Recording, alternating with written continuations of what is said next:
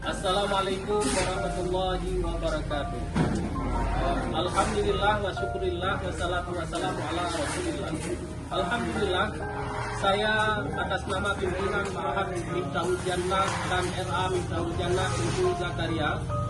Dalam hal ini saya beserta keluarga besar Ma'had Miftahul Jannah mengucapkan rasa syukur dan terima kasih yang sedalam-dalamnya kepada Bapak Kapolda Aceh dan Bapak Kapolres Pidijaya dan Bapak Brimob Polda Aceh beserta jajarannya yang hari ini sudah turun membantu lembaga kami untuk melakukan bakti sosial, menjadi relawan di tengah-tengah banjir bandang yang hari ini sangat menyayat hati masyarakat, apalagi lembaga pendidikan yang hari ini memang harus kita hidupkan kembali, yang beberapa bulan ini vakum, tidak bisa berjalan, baik pendidikan agama, pendidikan madrasah, juga pendidikan sekolah, yang memang hari ini ada inisiatif-inisiatif dari Bapak Kapolda, Bapak Kapolres, dan Bapak